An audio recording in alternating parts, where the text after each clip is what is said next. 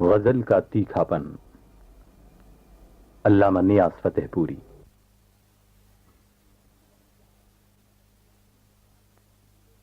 ادبیات یا شعر و شاعری کے سلسلے میں یہ بحث تو خیر ناگزیر ہے کہ اس کا آغاز کب ہوا، کیوں کر ہوا، کیونکہ یہ اس کا تاریخی پہلو ہے اور اس کا علم ایک حد تک ہر ادیب و شاعر کے لیے ضروری ہے۔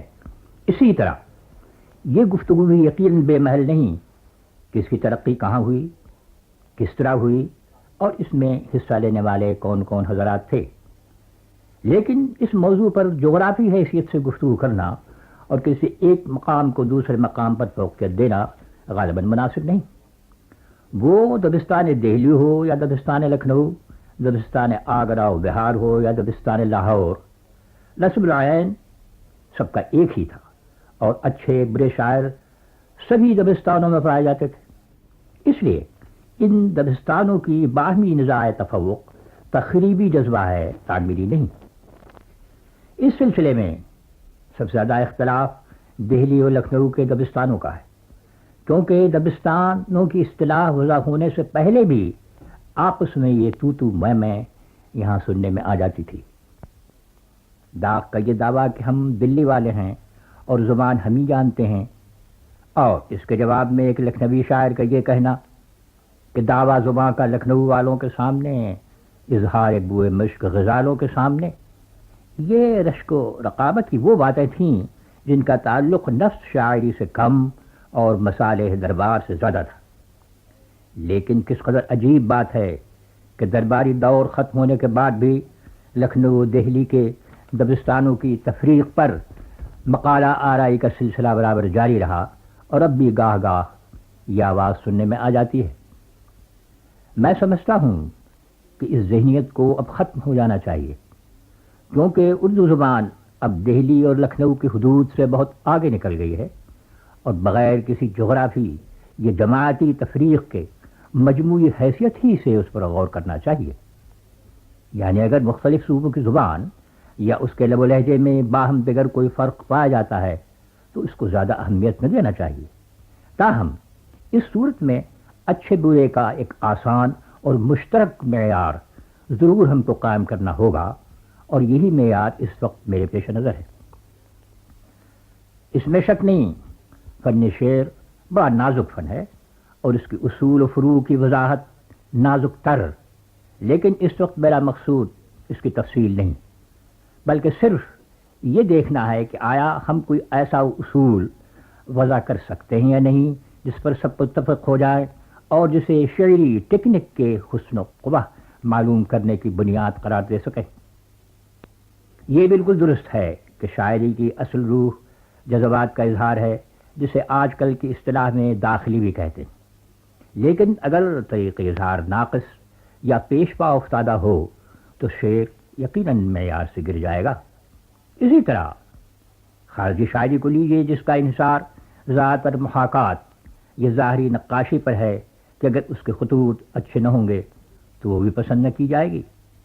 اس لیے میرے نزدیک بنیادی چیز صرف طریق اظہار ہے جس پر محاسن شعری منحصر ہے، خواہ شاعری داخلی ہو یا خارجی، اور غالباً یہی وہ بنیادی اصول ہے جس سے کسی کو اختلاف نہیں ہو سکتا، اور اس طرح لکھنؤ دہلی کی بحث ختم ہو جاتی ہے۔ اس سلسلے میں طریق اظہار پر بھی سرسری نگاہ ڈال لینا ضروری ہے۔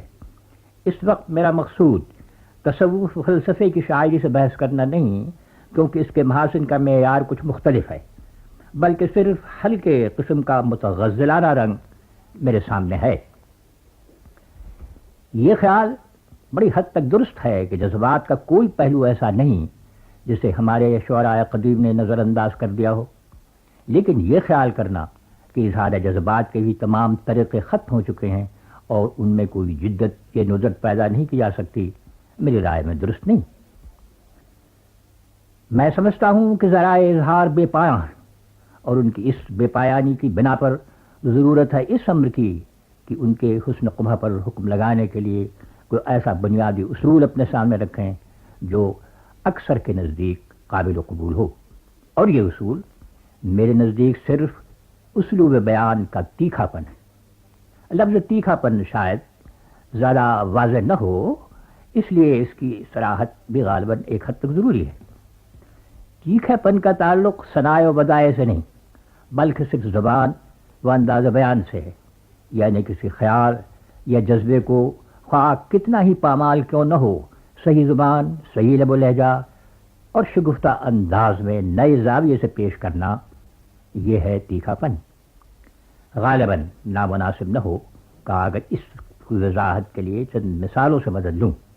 مثلاً ناسخ کو مورد طعن و ملامت قرار دینا اور اس سے چھٹکارا حاصل کرنا کی کوشش سبھی شعراء کے ہاں پائی جاتی ہے، اور یہ بڑا پامال خیال ہے، لیکن دیکھیے اسی پیش افتادہ خیال کو جلال نے ایک نئے زاویے سے پیش کر کے کتنا نیا بنا دیا ہے۔ کہتا ہے کہ نجات مل گئی ناصح سے عمر بھر کے لیے، نجات مل گئی ناصح سے عمر بھر کے لیے، اسی کو بھیج دیا یار کی خبر کے لیے۔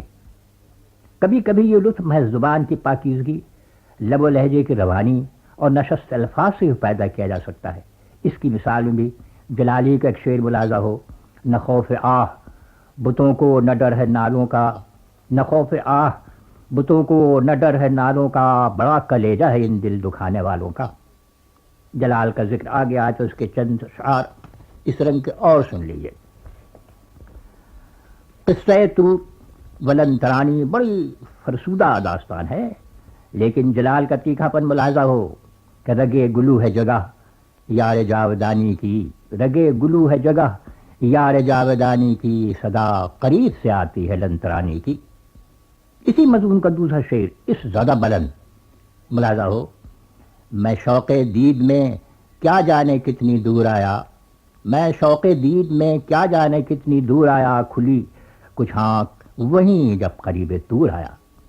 اسی طرح جوش جنو کا انکار کرتے ہوئے اس کا اعتراف جس ندرت سے جلال نے کیا ہے وہ بھی اعجاز ہے انداز بیان کا۔ کہتا ہے کہ دل سے تنگ آئے ہم جوش جنو کا کیسا، دل سے تنگ آئے ہم جوش جنو کا کیسا، یوں گریباں نہیں کیا پھاڑتے سودا کیسا۔ خالص خادی رنگ کی ایک لطیف مثال ملاحظہ ہو: تغافل کا گلا سن کر جھکانی تم نے کیوں آنکھیں، تغافل کا گلا سن کر جھکانی تم نے کیوں آنکھیں، میرے شرمندہ کرنے کو ذرا بے باک ہونا تھا۔ تسکین دل کا ایک نفسیاتی پہلو ملاحظہ فرمائیے۔ اگرچہ ایک بھی تسکین کا جواب نہ تھا، اگرچہ ایک بھی تسکین کا جواب نہ تھا، مگر کچھ آتے ہی قاصد کے اضطراب نہ تھا۔ ناسخ اپنے اہتمام تکلف کے لحاظ سے کافی بدنام ہے، لیکن کبھی کبھی وہ بھی اپنے انداز بیان کے تیکھے پن سے دل میں چٹکیاں لے لیتا ہے۔ کہتا ہے اڑا کے ساتھ یہ مشتے غبار لیتا جا، اڑا کے ساتھ یہ مشتے غبار لیتا جا، مجھے رکاب میں وہ شہسوار لیتا جا۔ ذکر لکھنوی شعراء کا شروع ہو گیا ہے، اس لیے اس دبستان کے چند اشعار اور سن لیجیے۔ عارض محبوب کو پھول سے تشبیہ دینا بڑی عام بات ہے، لیکن جلیل مانک پوری محض انداز بیان کی ندرت سے اس میں نئی جان ڈال دیتے ہیں۔ فرماتے ہیں کہ رنگت یہ رخ کی اور یہ عالم نقاب کا، رنگت یہ رخ کی اور یہ عالم نقاب کا، آنچل میں تم تو پھول لیے ہو گلاب کا۔ اسی رنگ کے چند اشعار اور جلیل کے سن لیجیے۔ درد دل پہلے تو وہ سنتے نہ تھے، درد دل پہلے تو وہ سنتے نہ تھے، اب یہ کہتے ہیں ذرا آواز سے۔ منتظر موسم گل کے ہیں تیرے دیوانے، منتظر موسم گل کے ہیں تیرے دیوانے، ہاتھ رکھے ہوئے بیٹھے ہیں گریبانوں پر۔ اور ایک شعر سنیے: نگاہ برق نہیں چہرہ آفتاب نہیں، نگاہ برق نہیں چہرہ آفتاب نہیں، وہ آدمی ہے مگر دیکھنے کی تاب نہیں۔ یہ اشعار بلند جذبات کے حامل نہیں، لیکن یہ ناممکن ہے کہ آپ انہیں سنیں اور بدن میں جھرجھری سی محسوس نہ کریں۔ یہی ہے انداز بیان کا وہ پہلو جسے میں تیکھا پن کہتا ہوں اور غزل گوئی کا بنیادی اصول قرار دیتا ہوں۔